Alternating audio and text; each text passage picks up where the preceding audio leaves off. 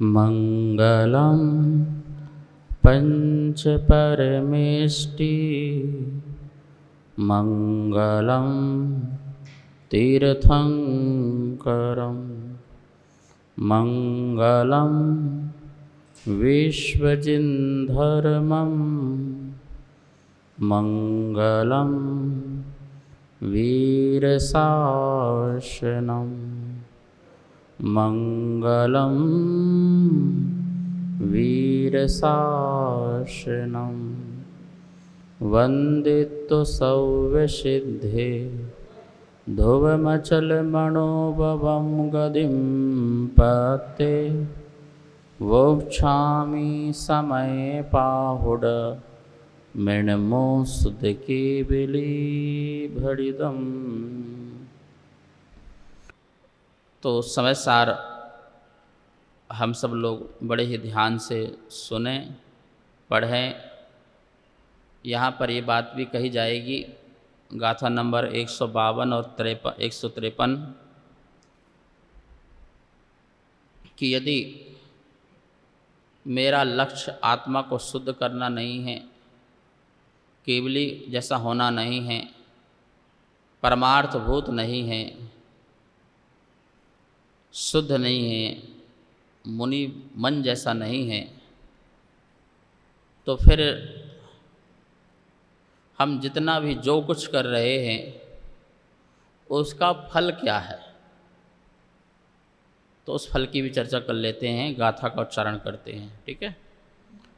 परमठम्मिहि, बोलिए परमठम्मिहि दो अठिदो जो कुणदी तवम वदम चा धारेदि तम सव्वम बाल तवम बालवदम बेंती सब्बण्णु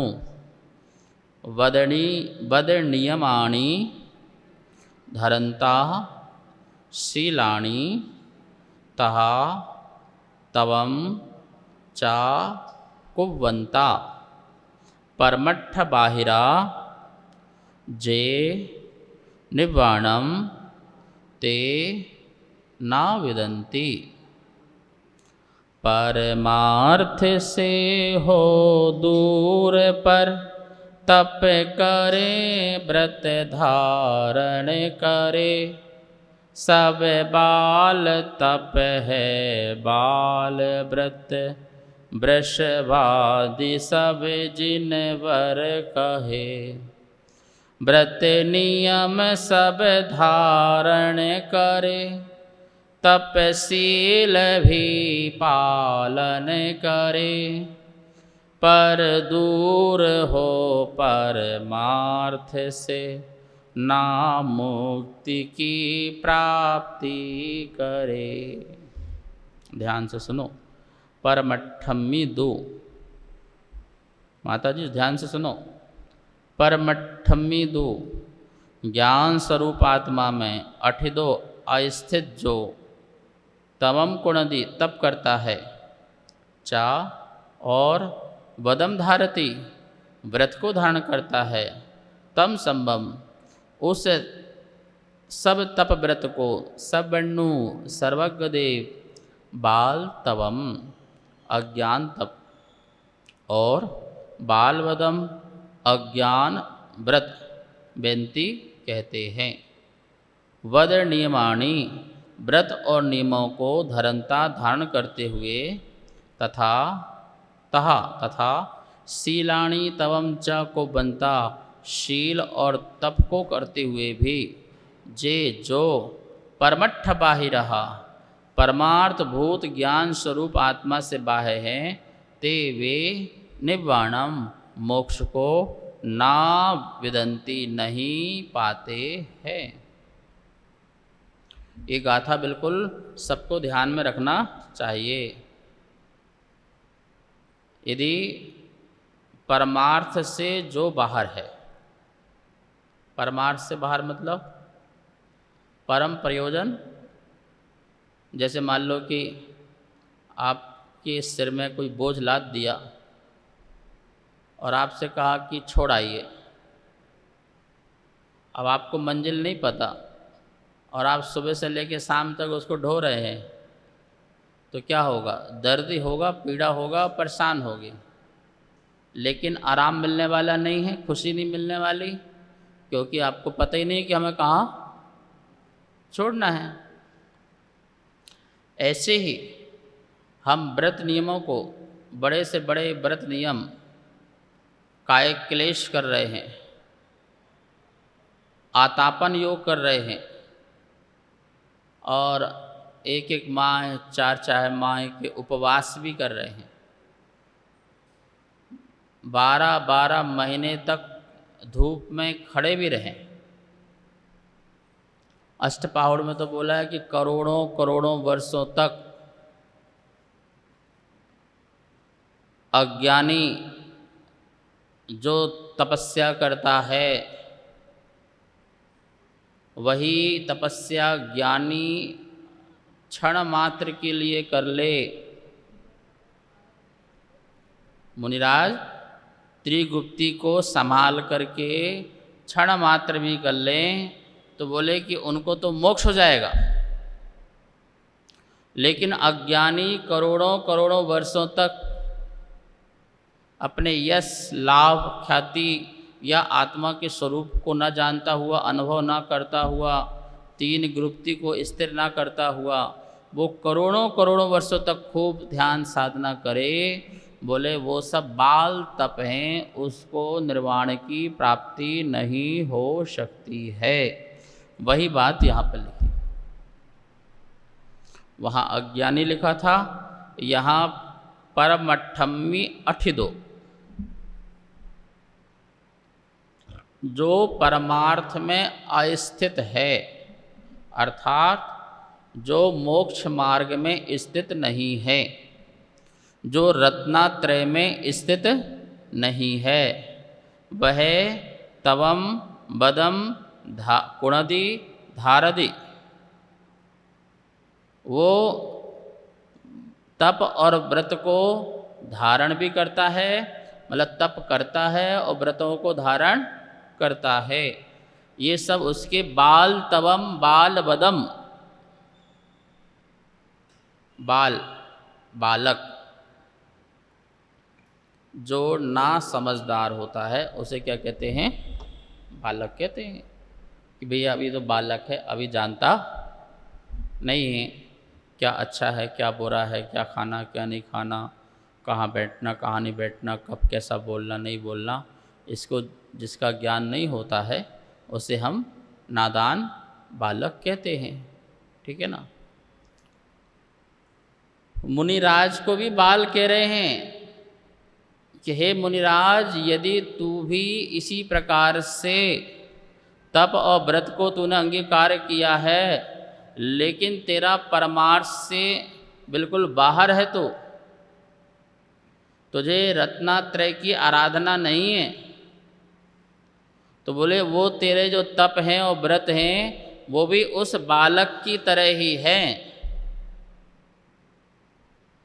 जैसे कोई बालक को, अब छोटा सा बालक है, बेटा आलू मत खाओ, आलू मत खाओ कह दिया और नहीं खाया उसने, ठीक है ना, तो आप बड़े खुश हो रहे हो, देखो महाराज हमारे छोटे से बालक ने 10 लक्षण पर में क्या नहीं खाया?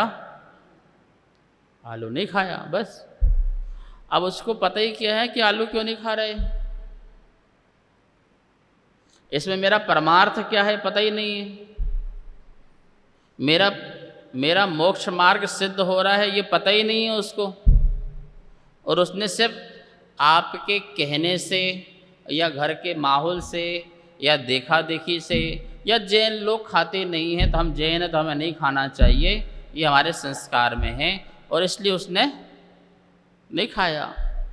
तो बोलो, जैसे उस बालक ने परमार्थ को नहीं जानते हुए, रत्नात्रय का मोक्ष मार्ग को नहीं जानते हुए, और उसने वो अभक्ष का सेवन नहीं किया, तो क्या उससे उसकी स्वभाव की प्राप्ति हो जाएगी? उससे क्या उसको निर्वाण की प्राप्ति हो जाएगी क्या?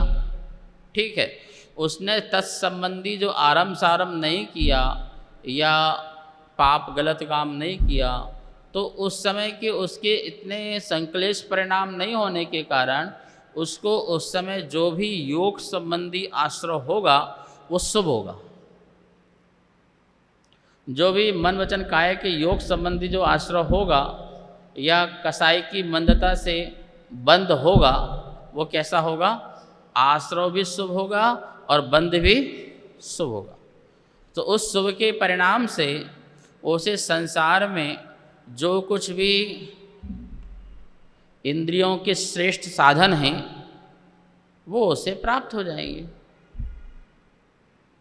इंद्रियों के जो भी अच्छे से अच्छे साधन होंगे वो सब उसको प्राप्त हो जाएंगे, अच्छे वाले।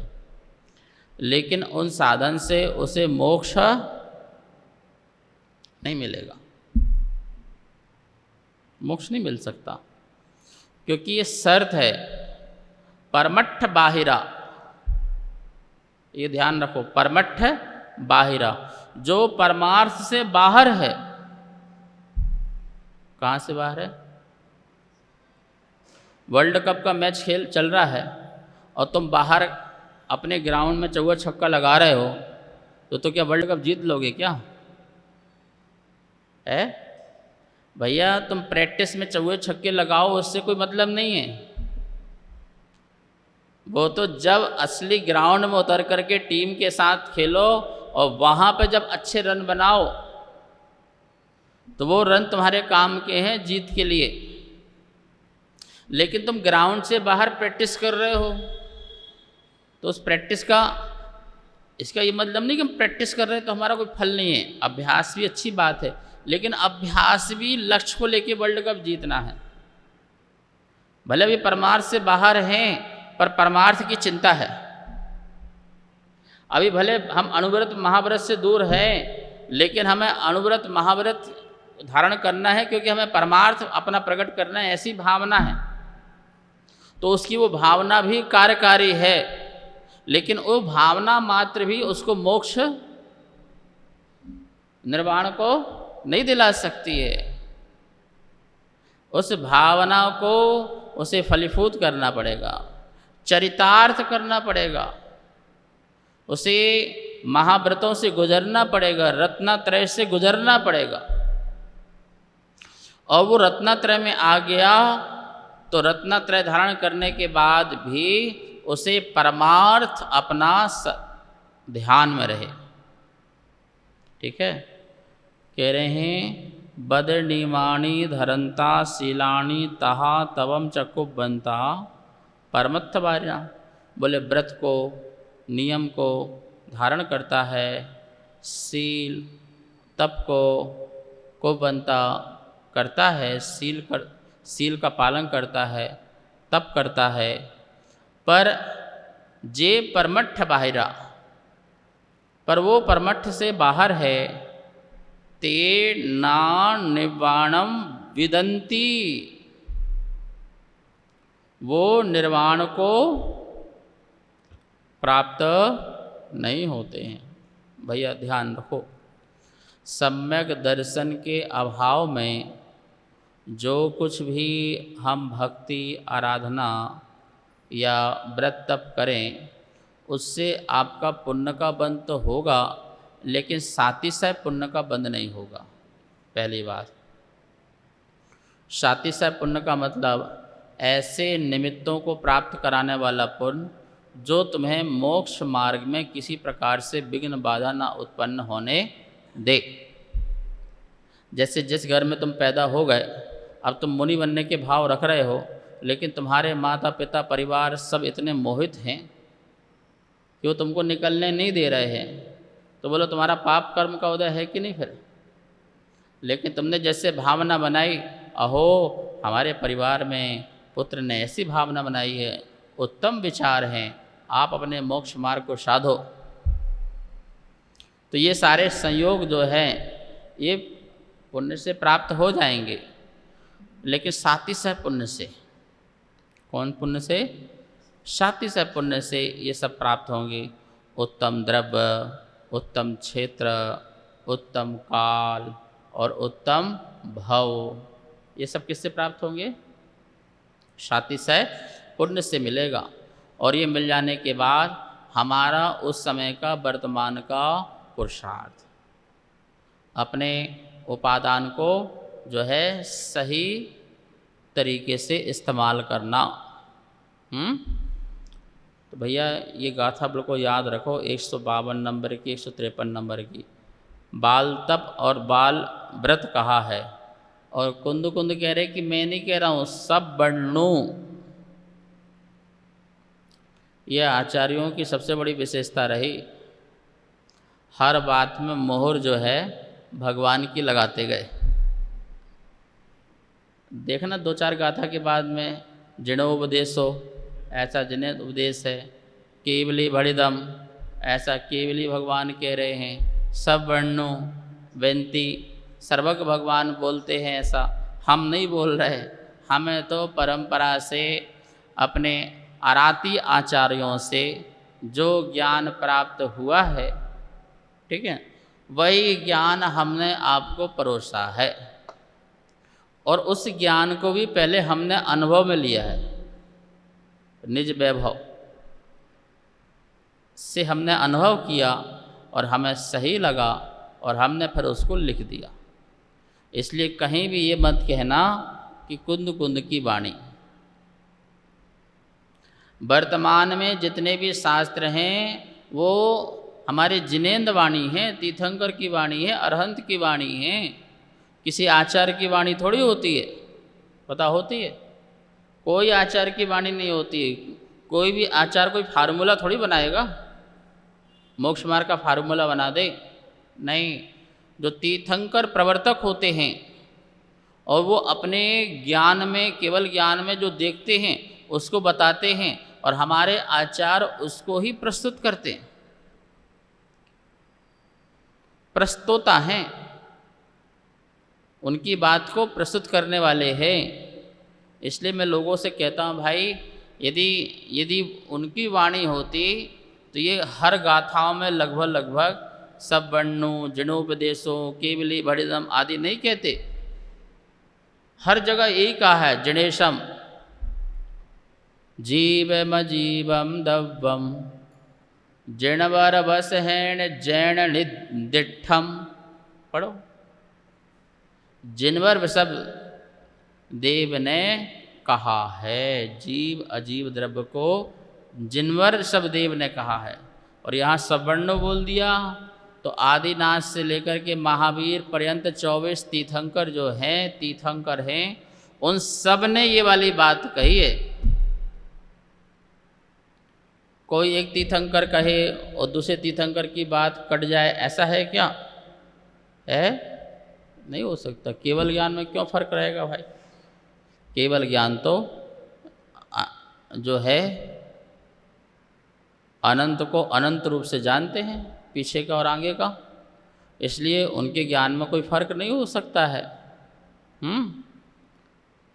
तो हम जब भी 10 लक्षण पर्व आएँ, कोई सभी व्रत करते हैं, हम अपने आप को यह तो टटोलें, क्या मैं सच्चे भगवान का स्वरूप जैसा कहा है, सच्चे गुरु का, सच्चे आत्मा का, सच्चे शास्त्र का और सच्चे जगत का जो जैसा स्वरूप कहा है, क्या उसमें कोई मुझे संशय है, शंका है, संदेह है, शायद होगा, ऐसा परिणाम है क्या?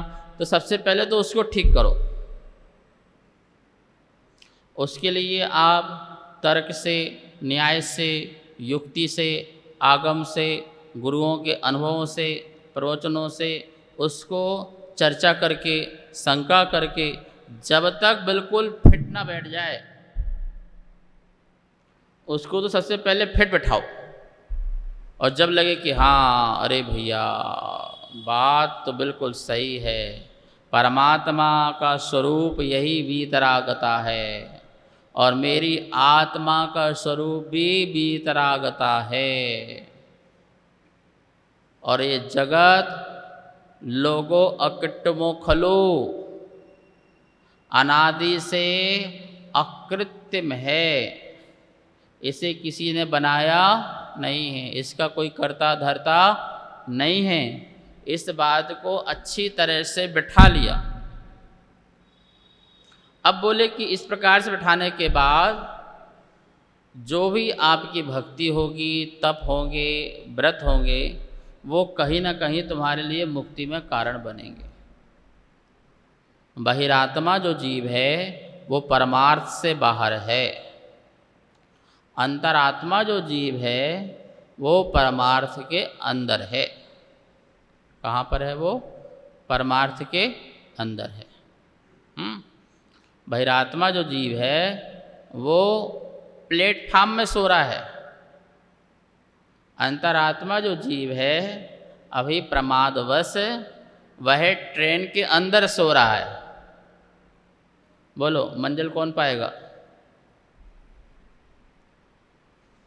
जो ट्रेन के प्लेटफार्म में सो गया और जो ट्रेन के में अपनी सीट में जाके सो गया, तो कौन पाएगा मंजिल? बोलो। हाँ, अरे जो ट्रेन के अंदर सो गया उसको भी उठना पड़ेगा, उसको भी अपना प्रमाद छोड़ना पड़ेगा, उतरते समय उसको भी जागृत होना पड़ेगा। ऐसे ही ट्रेन में चढ़ना मतलब व्रतों में, महाव्रतों में, नियमों में चढ़ना है, लेकिन मेरी ट्रेन चल रही है, ठीक है। और उसी व्रतों महाव्रतों से अपने आत्मा में उतर जाना मतलब ट्रेन से उतर जाना। अब तो मंजिल आ गई ना, तो बस अपनी आत्मा में उतर जाना, अपने शुद्ध स्वरूप में उतर जाना, उससे ही जीव को मोक्ष की प्राप्ति होती है। आई समझ में? परमठम्मी अठिदो जो कुणदी तवम बदम च धारदी तम सब्बम, वह सब बाल तवम बाल बदम, वह सभी अज्ञान तप हैं और अज्ञान व्रत हैं। अभव्य जीव अनंत बार मुनि बनकर के गिरेबक चला जाता है। अभव्य और बाहरी चारित्र को निर्दोष पालन करते हुए, बाहरी चारित्र में एक भी दोष नहीं लगाता, निर्दोष चारित्र का पालन करता है, निरतिचार,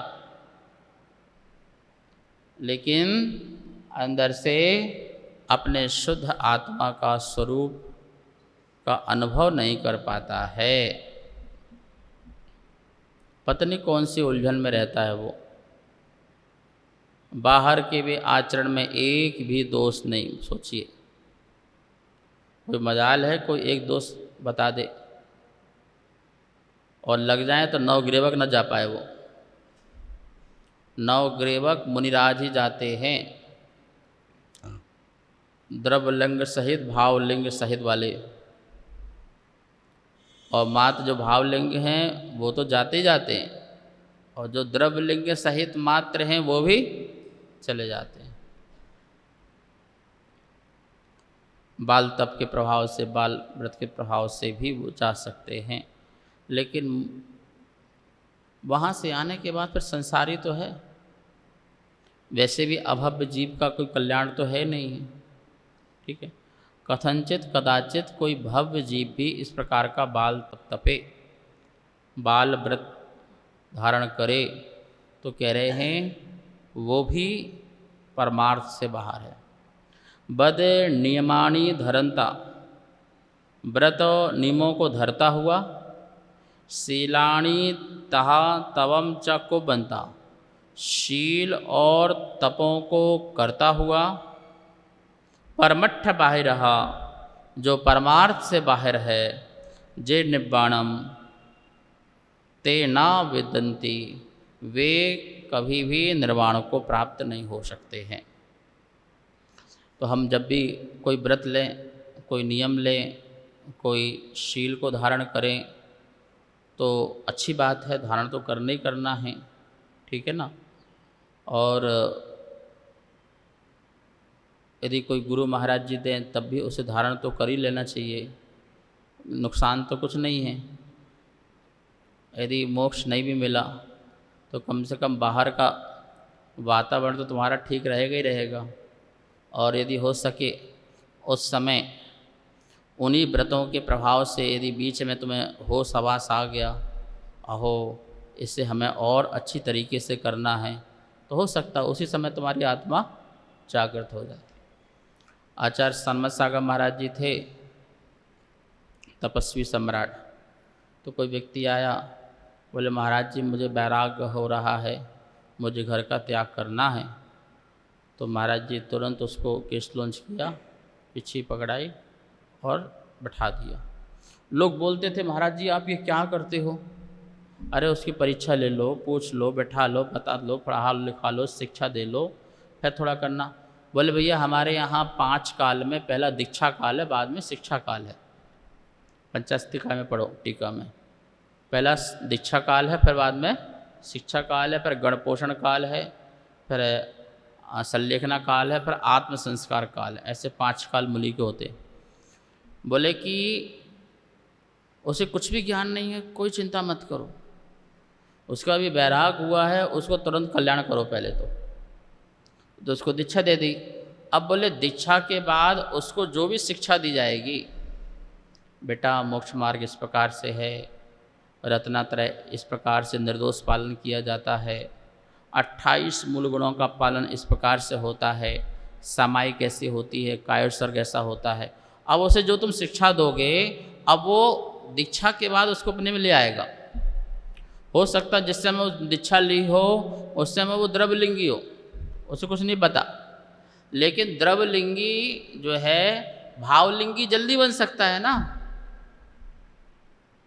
अब उसके पास तो चांस है ना अंदर जाने के लिए, तो उसको जो भी गुरु के द्वारा शिक्षा मिलेगी, शास्त्र के द्वारा मिलेगी, और उसको जो वो आत्मसात करेगा, अनुभव करेगा, तो वो उस शीघ्रता से अपने में प्रवेश कर सकता है। और कहानी हमारे यहाँ तो ढेरों पड़ी हुई है, पुष्पडाल की कहानी पड़ी हुई है। कितने साल तक रहा द्रवलिंगी वो पुष्पडाल? 12 साल तक, 12 साल तक वो द्रवलिंगी बना रहा। लेकिन एक संबोधन से, एक निमित्त से वो क्या बन गया? भावलिंगी। इसलिए मोक्ष मार्ग को बंद मत करो, उसको तो चलने दो।